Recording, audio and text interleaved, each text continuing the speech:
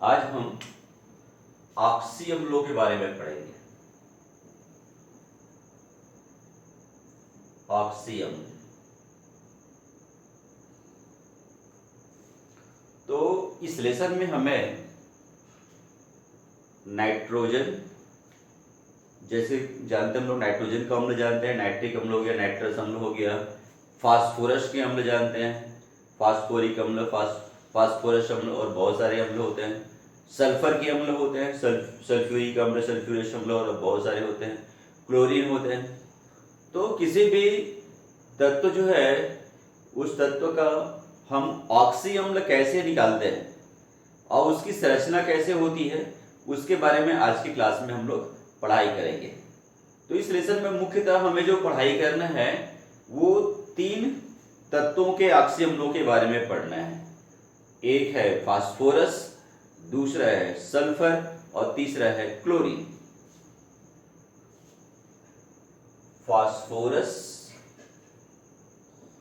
Phosphorus के oxy अम्ल, sulphur, sulphur के ऑक्सी अम्ल और क्लोरीन, इन तीनों के ऑक्सी अम्लों के बारे में जानना है, इसके बारे में पढ़ाई करना है। तो कोई भी जो तत्व होता है उसका जो बेसिक अम्ल होता है वो उसका इक अम्ल होता है, इक फॉर्म होता है। इक और अस आप लोगों को 11th में पढ़ाया था, मैंने बताया था आप लोगों को। जो इक फॉर्म होता है वो इक फॉर्म ही किसी भी तत्व का मूल अम्ल होता है। जैसे क्लोरीन का हो जाएगा क्लोरिक अम्ल, इक अम्ल क्लोरिक। सल्फर का हो गया सल्फ्यूरिक अम्ल।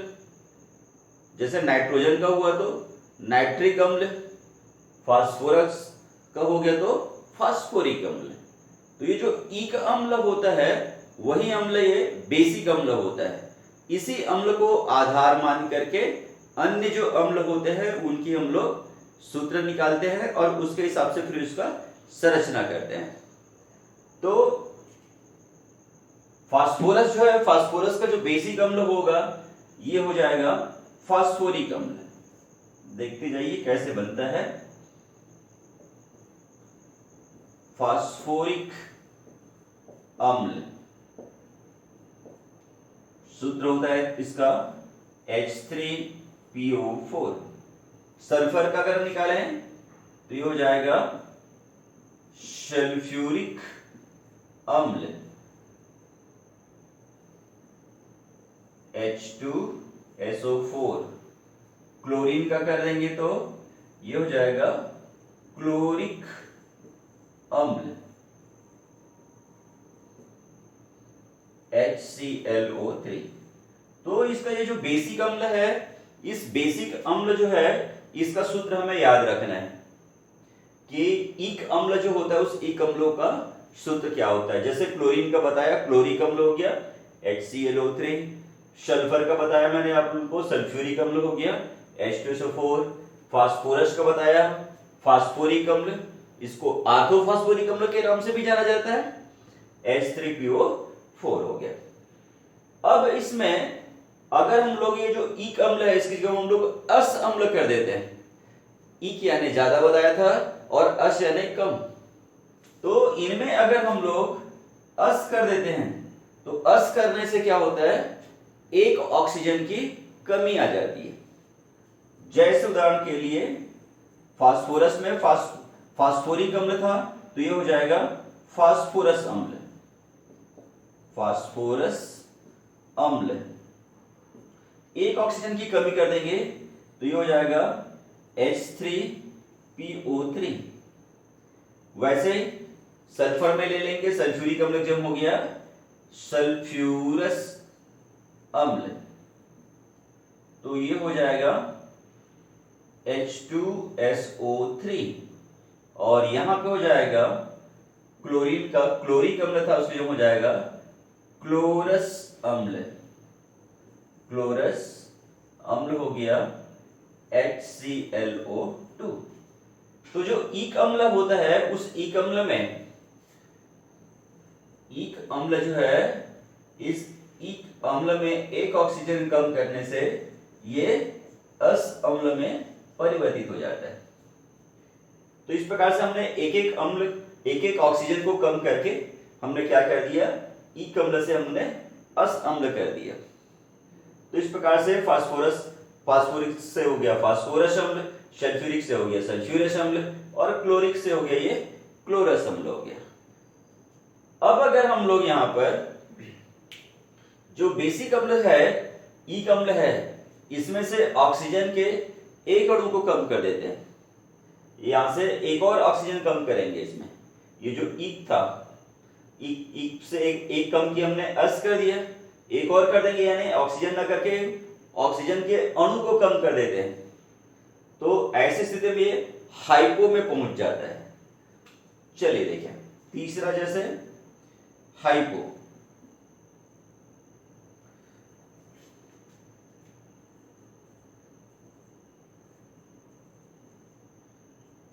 हाइपो फास्फोरिक अम्ल, फास्फोरिक अम्ल।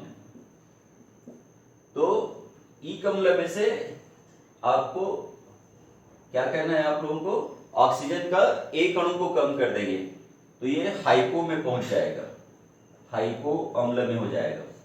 तो यहां से 2 O कम कर दिए, O2 कम करेंगे तो ये हो जाएगा H3PO2।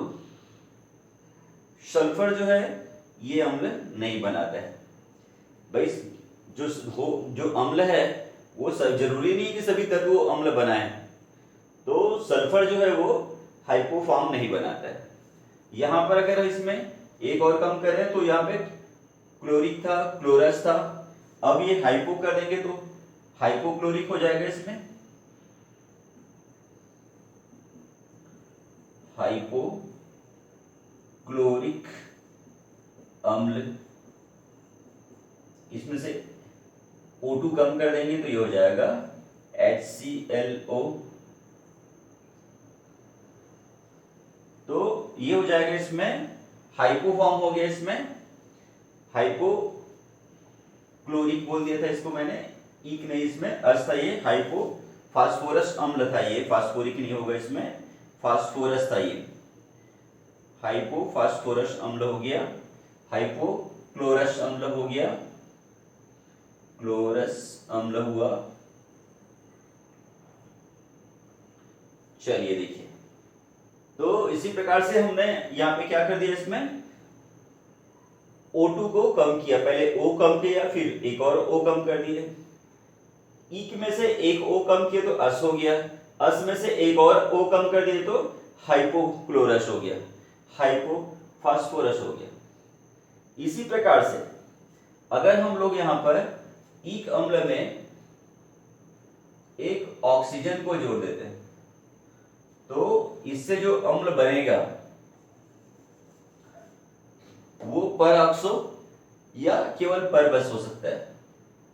ये पर ऑक्सो या केवल पर बस भी हो जाएगा, पर अम्ल भी के नाम से इसको जानते हैं। तो जैसे यहां पर हम एक O की वृद्धि करेंगे तो ये पर ऑक्सो हो जाएगा, तो ये पर ऑक्सो फास्फोरिक अम्ल हो जाएगा, पर ऑक्सो फास्फोरिक अम्ल, तो ये हो जाएगा H3PO5। वैसे यहां पर ये हो जाएगा पर ऑक्सो सल्फ्यूरिक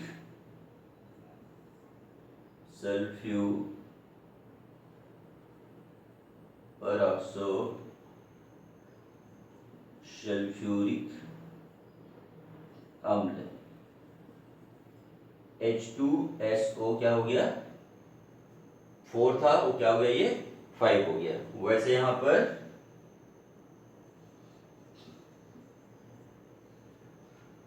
पर क्लोरिक अम्ल बोलते हैं, परऑक्सो ना बोल के इसको पर क्लोरिक अम्ल के नाम से जानते हैं, इसको बताया था, परऑक्सो या केवल पर बस बोल सकते हैं, तो पर क्लोरिक अम्ल। ये हो जाएगा HClO4। तो इस प्रकार से मैं बताया पहले, ईक अम्ल है, ईक अम्ल में से एक O को कम करेंगे तो अश हो जाएगा। उसी प्रकार से ईक अम्ल में एक O को बढ़ा देंगे तो वो परऑक्सो या केवल पर ईक अम्ल हो जाता है। तो इस हिसाब से इसको परऑक्सो अम्ल, परऑक्सो फास्फोरस, बस यहाँ पे पर और परऑक्सो में एक अंतर है। जब इसकी भी संरचना करेंगे, इसके बाद अभी मैं संरचना बताने वाला हूँ इनका, तो इसको संरचना बनाएंगे तो पर बस है तो उसमें सिंपल से इसकी संरचना बनेगा। और परऑक्सो का मतलब होता है, परऑक्सो मतलब होगा इसमें ऑक्सीजन के जो अणु होगा वो इस प्रकार से संरचना बनाएंगे। इसमें ऑक्सीजन जो है उसमें जिस अलग अलग दो ऑक्सीजन जो रहेगा वो इस प्रकार की संरचना बनाती है, तो यही परऑक्सो फॉर्म कहलाता है। और केवल पर बस रहेगा तो इस प्रकार से संरचना नहीं आएगी, उसको सिंपल संरचना आएगी। वो कैसे संरचना आएगी अभी आपको इसके बाद में बताऊंगा। अभी मैं सूत्र बनाने सिखा रहा हूँ आपको, फिर इसका मैं आप लोगों को संरचना सूत्र कैसे बनाते हैं, कैसे इसकी क्षारकता निकालते हैं, कैसे ऑक्सीकरण संख्या निकालते हैं, वो मैं आपको बताने वाला हूँ। तो इस प्रकार से ये 4 हुआ। भी 5वां मेटा ले लेते हैं।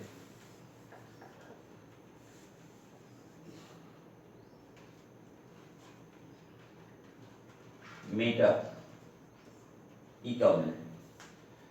तो मेटा अम्ल बनाने के लिए क्या करते हैं, जो ईक अम्ल होता है उसमें जल के एक अणु को कम कर देते हैं। जल के एक अणु जो होता है, उस जल के एक अणु को कम कर देने से वो मेटा फॉर्म में पहुंच जाता है। तो ये मेटा जो होता है, ये मेटा फॉर्म जो है इसमें नहीं पाया जाता है, सल्फर में नहीं पाया जाता। ये तो बता दिया, इसका ये कंप्लीट हो गया। अब इसका कोई दूसरा नहीं मिलेगा। क्लोरीन की ये 4 ऑक्सी अम्ल होते हैं केवल, इसलिए ये मेटा इसमें तो होगा नहीं। अब इन दोनों में आते हैं हम, बस हमको देखना है फास्फोरस और सल्फर से। तो सल्फर जो है वो मेटा फॉर्म नहीं बनाता है, केवल जो है वो कौन बनाता है, फास्फोरस बनाता है। तो मेटा फास्फोरिक अम्ल हो जाएगा 5वां, मेटा फास्फोरिक अम्ल। तो यहां से -H2O करूंगा मैं, तो H3 में से H2 कर दिया, घटा दिया तो बच गया H P, और O4 में से O निकल गया तो हो गया O3। इसी प्रकार से होता है थायो, थायो अम्ल। थायो अम्ल क्या होता है, जब ईक अम्ल जो होता है उस ईक अम्ल से में हम लोग एक थायो ने सल्फर को जोड़ देते हैं, और सल्फर जब जोड़ेंगे तो उसके स्थान पर ऑक्सीजन को हटा देंगे। एक ऑक्सीजन को हटा करके उसकी जगह में हम लोग एक सल्फर को जोड़ देते हैं, तो वो थायो फॉर्म कहलाएगा उसमें। तो थायो फॉर्म जो है वो फास्फोरस नहीं बनाता है, ये बनाया गया इसमें 1 2 3 4 हुआ था, इसका 5वां थायो फॉर्म बनाता है सल्फ्यूरिक अम्ल। तो थायो सल्फ्यूरिक अम्ल, थायो सल्फ्यूरिक अम्ल। तो ये एक S इसमें जोड़ना है और एक O उससे कम कर देना है, तो ये हो जाएगा H2, S और S मिला के हो गया H2, और O एक कम कर दिए तो हो गया ये O3। तो इस प्रकार से ये हो गया इसका थायोसल्फ्यूरिक अम्ल। उसी प्रकार से एक होता है पायरो फॉर्म, पायरो अम्ल। तो पायरो अम्ल कैसे करते हैं, जो ईक अम्ल होता है उस ईक अम्ल को उसके 2 अणु ले लेंगे ईक अणु का, और उसमें से जल के एक अणु को कम कर देंगे। ईक अम्ल का 2 अणु ले रहे हैं और ईक अम्ल का 2 अणु लेकर के उसमें से जल के एक अणु को बाहर कर देने से पायरो फॉर्म बन जाता है। जैसे यहां पर छठ वगैरह हम करते हैं, तो पायरो फास्फोरिक अम्ल, फास्फोरिक अम्ल, और यहां पे लेंगे तो 1 2 3 4 5, 1 2 3 था ये 4 और ये 5, पायरो सल्फ्यूरिक अम्ल।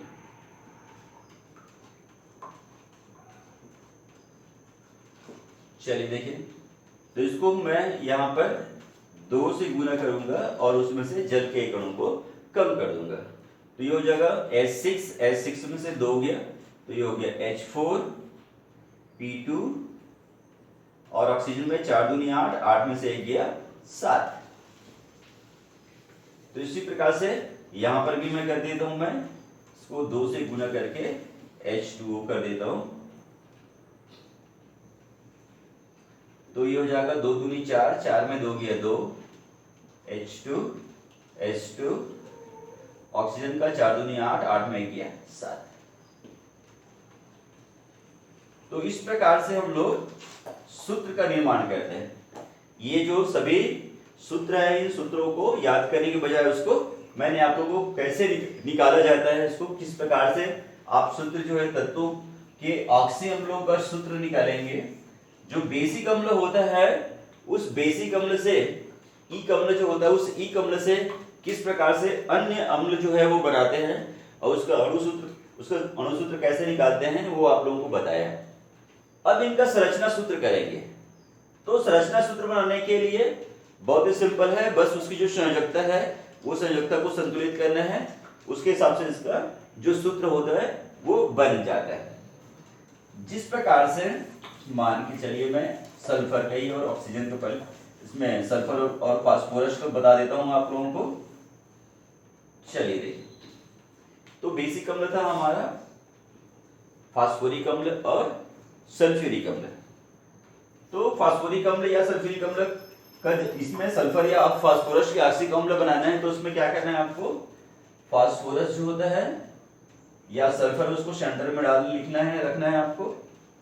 अब उसके बाद में भाई आप जानते हो कि फास्फोरस जो होता है समूह 15 का तत्व, इसके अंतिम कोश में 5 इलेक्ट्रॉन है, इसमें 5 इलेक्ट्रॉन है, और ये समूह 16 का तत्व है, इसके अंतिम कोश में 6 इलेक्ट्रॉन है। तो वो जो 5 इलेक्ट्रॉन और 6 इलेक्ट्रॉन को आपको संतुलित करना है। 2 3 4 5, 2 3 4 5 6, इस प्रकार से। तो यहां पर ये हो गया ऑक्सीजन, तो यहाँ पे ऑक्सीजन का 6 होता है, तो ये 2 से 7 हुआ, तो ये 4 बचा हुआ है। ऐसा आप इसको नहीं लिखेंगे तभी भी चलेगा। ये हो गया OH, ऊपर में डबल बॉन्ड के साथ O और नीचे सिंगल बॉन्ड के साथ में OH, ये ऐसा कर लेंगे। अब जो बचेगा उसको आपको संतुलित करना है। तो यहाँ पर हम ले रहे हैं फास्फोरिक अम्ल में, तो हमारे पास में एक H का उपयोग हो गया, 2 O का उपयोग हो गया है, हमारे पास 2 H बचा हुआ है, एक H इधर कर लेंगे इसमें। और ऑक्सीजन भी हमारे पास में 2 बचा हुआ है, 2 हाइड्रोजन 2 ऑक्सीजन बचा हुआ है, तो ये हो गया OH। इस प्रकार से ये हो गया H3PO4। ये फास्फोरस उसके 5 संयोजकता है वो संतुलित कर दिए। उस प्रकार से सल्फर पे देते हैं, सल्फ्यूरिक अम्ल पे देखते हैं, तो हमारे पास में भी एक H बचा हुआ है और यहाँ पर हमको 2 O बचा हुआ है, तो 2 O बचा हुआ है और एक H है, तो उसके हिसाब से एक के साथ तो कर देंगे हम लोग ये OH हो गया ये, तो ये हो गया H2SO3 हुआ। अब एक और O बचा हुआ है, तो ये देखिए संतुलित करेंगे, 2 इसके इलेक्ट्रॉन बचा हुआ है, तो ये हो गया O। इस प्रकार से इसकी संरचना बना लेते हैं इसमें। इसी प्रकार बाकी सब का हम संरचना बनाते जाएंगे। पहले सेंटर अणु जो होगा उसको बीच में रखेंगे, ऊपर में डबल बॉन्ड के साथ O रखेंगे, सिंगल बॉन्ड के साथ में OH करेंगे, और जो बच जाएगा उसको दाएं बाएं में हम लोग इसको संतुलित कर देंगे। अब उसके बाद में फिर देखते हैं कि इसमें जितने OH की संख्या आएगा ये इसकी क्षारकता को दर्शाएगी। तो इस प्रकार से यहाँ पर H3PO4 जो फास्फोरिक अम्ल है, इस फास्फोरिक अम्ल की क्षारकता है 3, 1 2 3 अणु आया। यहाँ पे सल्फ्यूरिक अम्ल है, सल्फ्यूरिक अम्ल की क्षारकता पूछेगा तो 2 आ गया, ये द्विक्षारी है। ये त्रिक्षारी होता है, ये द्विक्षारीय होता है। ऑक्सीकरण संख्या निकालना है तो ऑक्सीकरण संख्या निकालने के लिए दो प्रकार से निकाल सकते हैं। एक तो जो आप लोगों को बेसिक, जो आपको किसी भी अणु में उसका ऑक्सीकरण तत्वों की ऑक्सीकरण संख्या निकालने के लिए आपको वीडियो बताया, मैंने क्लास लेके दिखाया था, उसके हिसाब से आप निकाल सकते हो। हाइड्रोजन जो होता है उसका +1 होता है, ऑक्सीजन का -2 होता है, तो उसके हिसाब से यहाँ पे +1 हुआ, तो ये +1 होने के कारण में हो गया ये +2। सल्फर का निकालना है, ऑक्सीजन का -2 होता है, तो ये 2 दूनी 2 चौक हो गया 8, 8 में से 2 गया 6। इस प्रकार से निकाल सकते हैं। इसमें अगर देखते हैं तो यहाँ पे एक हो गया, H का हो गया 3, तो ये हो गया +3, P और O का हो गया -2, 2 चौक 8, 8 में से 3 गया 5। तो यहाँ पे सल्फर जो है, फास्फोरस उसकी ऑक्सीकरण संख्या है 5, इसका हो गया इसमें कितना, इसमें 6। दूसरा एक है, इसके सल्फर जो है उसके चारों ओर जितने ये बंधों की संख्या, इन बंधों की संख्या को देखने से भी जब आप संरचना बनाएंगे तो संरचना बनाने से बंधों की जो संख्या निकलेगी वो बंधों की संख्या के आधार पर जितने भी बंध होंगे उन बंधों की संख्या ही उसकी ऑक्सीकरण संख्या निकाल सकते हैं। जैसा भी दिख रहा है इसमें 2, 4, 5, 6, तो यहाँ पे सल्फर का ऑक्सीकरण संख्या दिख रहा है इसमें 6। इसी प्रकार से जो अन्य जितने भी आप लोग को सूत्र दिख रहे हैं उन सभी सूत्रों को आप इसमें अब संरचना बना सकते हैं। इसी प्रकार से करना है, आपको बताया था, ऊपर में द्विबंध के साथ O, नीचे में सिंगल बॉन्ड के साथ OH, जो बचेगा उसको लेफ्ट और राइट में क्या करना है, आपको व्यवस्थित कर देना है, उसको एडजस्ट कर देना है।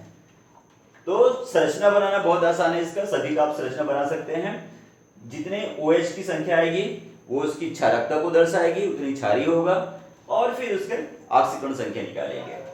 इस प्रकार से आप इसका कर सकते हैं। एक आध और एक जैसा बता देता हूं मैं, जैसे उदाहरण के लिए मैं बताता हूं, ईक अम्ल तो हो गया, ये असम्लक बना के दिखाता हूं मैं आप लोगों को, सल्फ्यूरिक अम्ल और सल्फ्यूरस अम्ल का दिखाता हूं मैं आप लोगों को। तो सल्फ्यूरस में इसमें आप देखें एक S है, H2SO3, ये बताया था द्विबंध के साथ O, सिंगल बॉन्ड के साथ OH।